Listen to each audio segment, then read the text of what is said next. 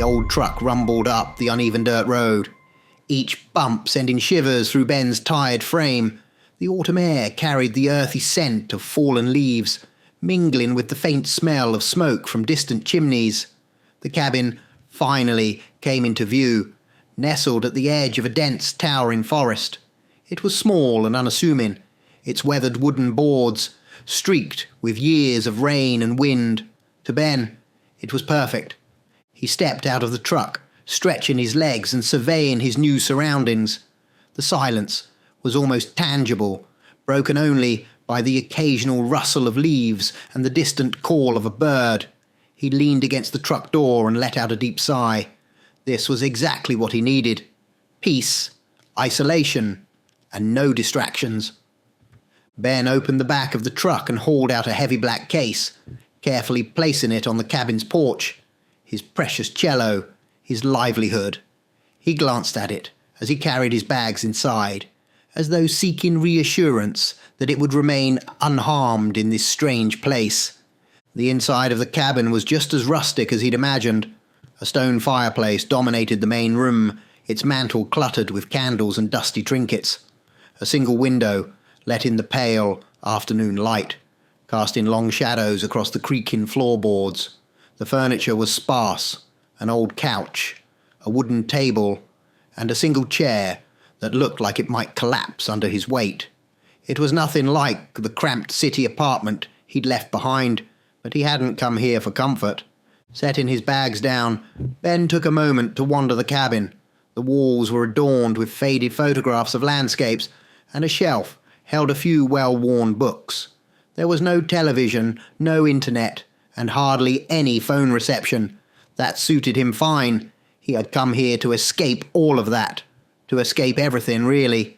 His agent's words echoed in his head as he sat on the edge of the couch, elbows on his knees. You need to finish this symphony, Ben. This is your last shot. If you don't deliver something brilliant, the doors are going to close. The truth was, Ben's career had been circling the drain for years. Once a rising star in the classical music world, he had been reduced to teaching part-time lessons and writing jingles for commercials. The world had forgotten him, and the industry had moved on. But this cabin, this solitude, it was his chance to change all that, to prove to himself and everyone else that he still had it. He unpacked slowly, setting up his cello in the corner of the main room and arranging sheets of blank manuscript paper on the table. The cabin was quiet, but not unnervingly so. It was the kind of quiet that seemed to cradle you, wrapping you in its stillness. By the time he had settled in, the sun had begun to dip behind the trees, casting the room in a golden glow. He lit a fire in the fireplace and sat with a cup of coffee, staring at the blank pages on the table. His mind was empty. The ideas that had driven him here seemed as distant as the city he had left behind. Just as he was about to give up for the night, a sound caught his attention. It was faint, barely audible over the crackle of the fire, but unmistakable. A single note from a violin. It was high and haunting, lingering in the air before fading into silence. Ben froze, his cup halfway to his lips. He turned his head toward the window, where the darkness of the forest pressed against the glass. For a moment he thought he had imagined it. Then it came again, clearer this time, a series of notes, slow and deliberate, weaving together in a mournful melody. He stood, his heart pounding in his chest. The violin's sound seemed to drift closer, as if it were inside the cabin with him. He checked the door. It was locked. He peered out the window, but saw nothing but shadows shifting in the moonlight. "Hello?" he called out, his voice trembling slightly. The music stopped abruptly, leaving the cabin in an eerie silence. Ben stood there for what felt like an eternity, waiting for the sound to return, but it didn't. Finally, he shaking his head, he laughed nervously and rubbed his temples. "Get a grip, Ben," he muttered. "It's probably just the wind or something." But as he lay in bed that night, Staring at the ceiling, the notes of the violin lingered in his mind. They were beautiful, haunting, and impossibly sad, and they felt as though they were calling to him. Outside, the forest stood still, the wind carrying only the faintest whisper of a melody.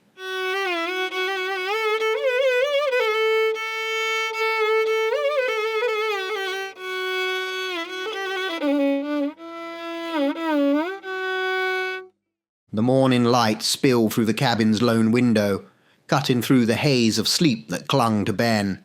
He sat at the small wooden table, staring at the blank sheets of manuscript paper spread before him.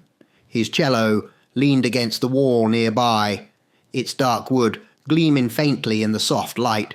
He hadn't touched it since arriving, but today was the day he would start. He could still hear the ghostly violin, its mournful melody weaving through his thoughts. It felt like a strange dream, one that lingered far too vividly. Shaking it off, he picked up his pencil and tapped it against the table, willing the music to come. At first, there was nothing, just silence and the faint rustling of trees outside. Then, as though emerging from the depths of his mind, a melody began to form. It was faint, fleeting, but undeniably beautiful. He reached for his cello, drew the bow across the strings, and began to play. The first notes filled the room, rich and resonant. Ben closed his eyes, letting the music guide him, but as he played, something strange happened. A faint sound rose beneath his own, so quiet at first that he thought it was his imagination. It was the violin. The same haunting melody from the night before began to echo his own music, weaving in and out of his notes like a shadow. It was impossibly perfect, complementing his cello with a sorrowful grace that sent chills down his spine. Ben stopped playing abruptly, his heart pounding. The violin sound ceased as well, leaving the room in heavy silence. He glanced around, half expecting to see someone standing in the corner with an old instrument in hand, but the cabin was empty. He took a deep breath, shaking his head. "It's nothing," he muttered to himself. "Just my imagination." Yet, when he picked up the bow and played again, the violin returned. This time, he didn't stop. The eerie harmony wrapped around his music, pulling him into a trance. His fingers moved with an ease he hadn't felt in years, the notes spilling onto the manuscript paper as if they were being dictated to him. The music was otherworldly, dark, and achingly beautiful. Hours passed without Ben noticing. The light outside dimmed as the sun dipped below the horizon, but he continued to play, the violin haunting him at every turn. Sweat beaded on his forehead, and his hands ached, but he couldn't stop. The music was alive, coursing through him, demanding to be brought into existence.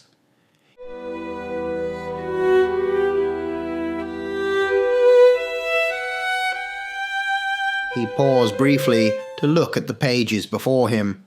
They were filled with notes, complex, intricate, and unlike anything he had ever written.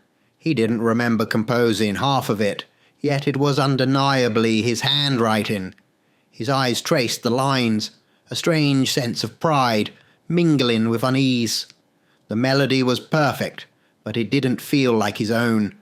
As night fell, the fire in the hearth burned low, casting flickering shadows across the walls. The violin sound grew louder, more insistent, as though urging him onward. He played until his fingers bled, the strings of his cello slick with sweat and crimson.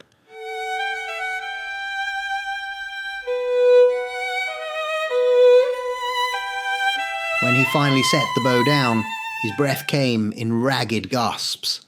The cabin was still, save for the soft crackle of the dying fire. He stared at the cello in the corner, its presence now unsettling. His eyes drifted to the manuscript paper, the notes scrawled across it, seeming to pulse with a life of their own. That night, sleep eluded him. Every time he closed his eyes, the music played in his head, the cello and the violin entwined in a dark, hypnotic dance. He tried to convince himself it was just exhaustion, the result of pouring himself into his work after weeks of creative stagnation. But deep down, he knew something was wrong. The violin wasn't just an echo in his mind. It was here, in the cabin, lurking in the shadows, and it was calling to him. As the clock struck 3 a.m., Ben sat up in bed, his chest tight with unease. The air in the cabin felt heavier, the silence oppressive. Then, faintly at first, the violin began to play again. The same mournful melody drifted through the room, wrapping around him like a cold embrace.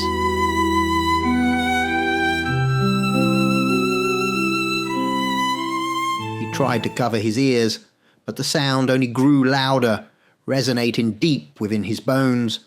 It wasn't just music, it was a command, pulling him back to the cello, back to the manuscript paper, back to the darkness that seemed to fill every corner of the cabin. Ben stumbled to his feet, his movements sluggish, as if something unseen was guiding him. He sat down at the table, picked up his bow, and began to play. The violin joined him immediately, its haunting sound filling the room. And somewhere in the shadows, unseen but undeniably present, something listened.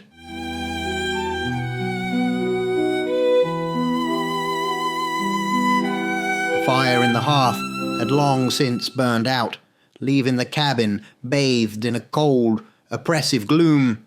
The once cosy retreat now felt like a tomb, its silence broken only by the mournful wail of the violin and the deep, resonant notes of Ben's cello. He no longer cared about the time or the world beyond the cabin walls. His entire existence had been consumed by the music. Ben hunched over the cello, his fingers raw and trembling as they moved across the strings. His cheeks were gaunt, his eyes sunken and bloodshot, but he didn't notice. He hadn't eaten in days, hadn't slept since the night the violin first called to him. His phone sat untouched on the table, its screen flashing with missed calls and unread messages. They were irrelevant. All that mattered was the music. The violin player had appeared to him 2 nights ago, materializing from the shadows like a phantom.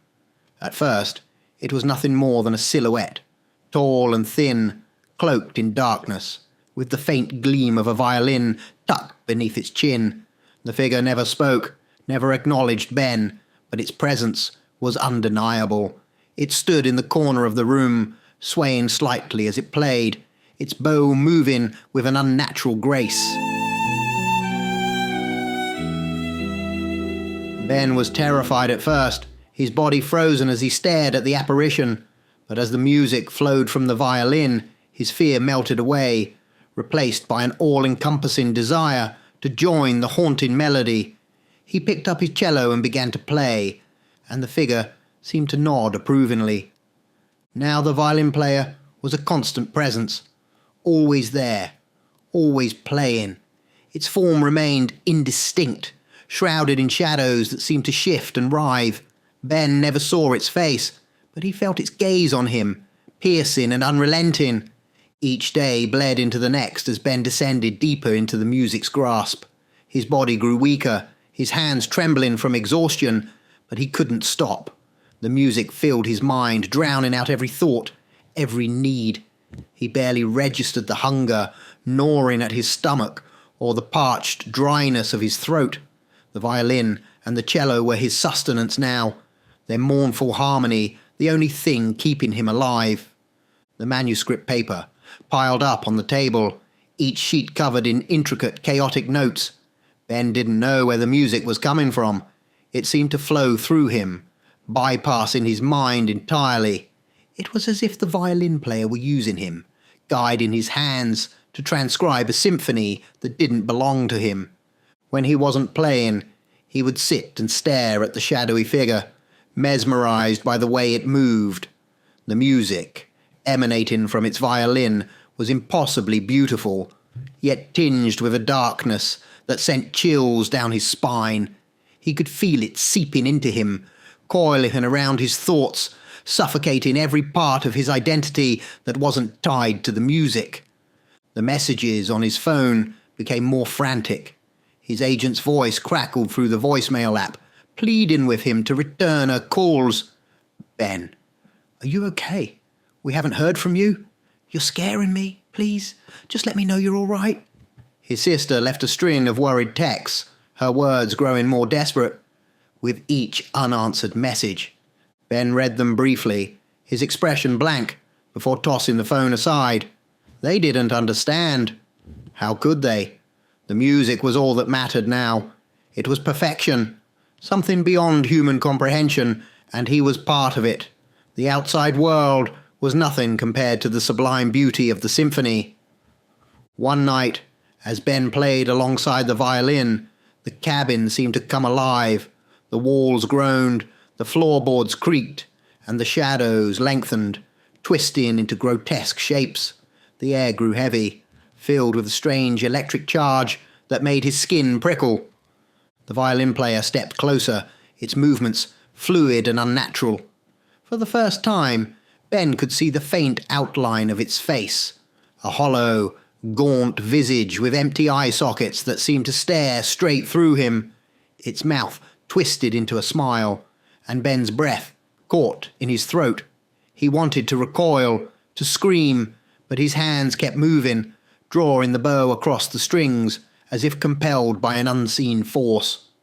The music swelled, filling the cabin with a sound that was both beautiful and horrifying. It wasn't just a melody, it was a force, a living entity that consumed everything in its path. Ben's vision blurred, and his body felt weightless, as if he were being pulled into the music itself. As the final note rang out, Ben slumped forward, his head resting against the cello. He was drenched in sweat, his body trembling, but a strange sense of euphoria coursed through him. The violin player loomed over him, its smile widening. "You're ready," it whispered, its voice a low, rasping hiss. Ben's eyes fluttered open, his lips curling into a faint smile. He didn't know what the words meant, but he didn't care.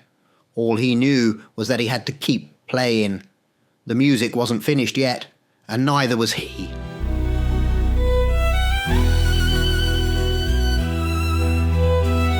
The cabin quaked, the firelight casting frantic, flickering shadows as Ben played the final movement of the symphony. The music was alive now, a force far beyond anything he could comprehend. Each note reverberated through the walls, into the air, and out into the dark forest beyond, as if calling to something ancient and vast. The violin player stood beside him, closer than ever, its skeletal frame now disturbingly detailed. Thin, brittle fingers drew the bow across its violin with unrelenting precision, the instrument emitting a mournful, otherworldly wail. Ben's hands moved of their own accord, his mind no longer guiding them. The music had taken him entirely, bending his will until he was nothing but a vessel for its completion. As the symphony swelled to its climax, the shadows in the room thickened, gathering at the centre of the cabin. They twisted and writhed, defying the flickering light of the fire. The air grew heavy, oppressive and ice-cold, pressing against Ben's chest with an unnatural weight. He could feel the shadows watching him, their presence invasive and unsettling, but he dared not stop playing. "Almost there," rasped the violin player, its voice low and hollow, like wind passing through an empty grave. "Keep going. It's listening." Ben's heart raced as the final notes approached. His vision blurred, his head pounded, but his fingers pressed on, the bow gliding across the cello strings with feverish intensity. The shadows began to coalesce, forming the vague shape of a towering figure. It loomed over the room, its presence filling every inch of the cabin. The music hit its peak with the discordant, gut-wrenching crescendo. As the final note echoed through the air, the shadows solidified, peeling away to reveal the figure within. It was a man, or at least it appeared to be. He was tall and impossibly old, his face lined with deep, jagged wrinkles that seemed to carve through his flesh. His eyes burned with an eerie light, like embers buried beneath ash, and his thin lips curled into a faint, knowing smile.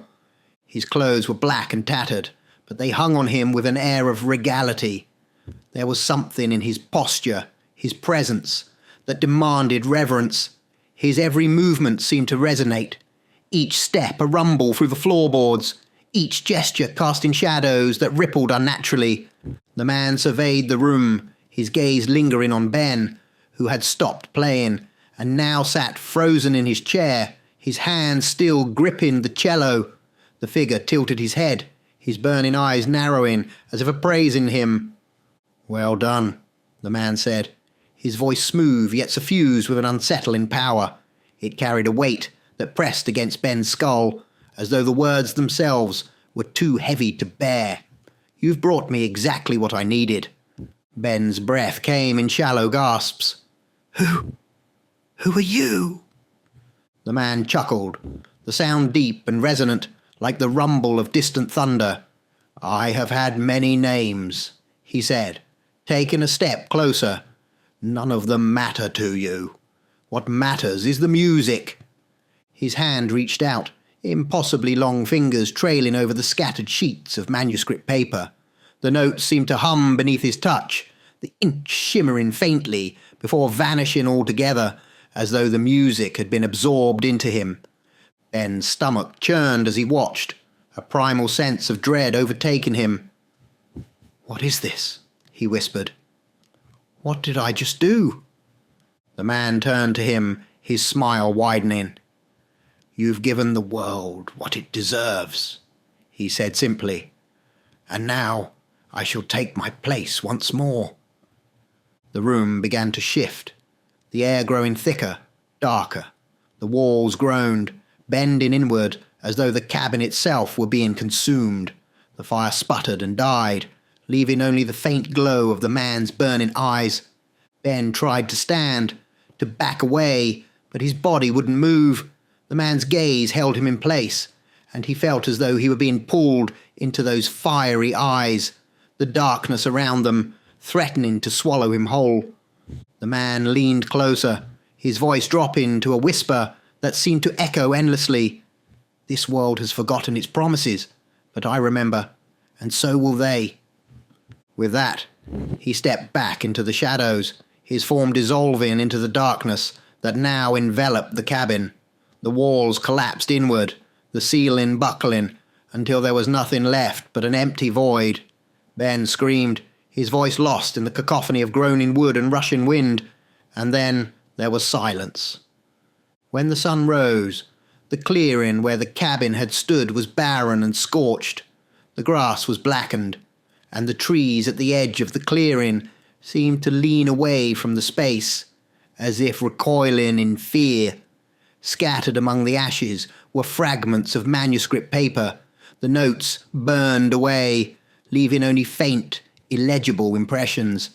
And somewhere, carried on the wind, a haunting melody played, a melody that seemed to whisper promises of despair to anyone who dared to listen.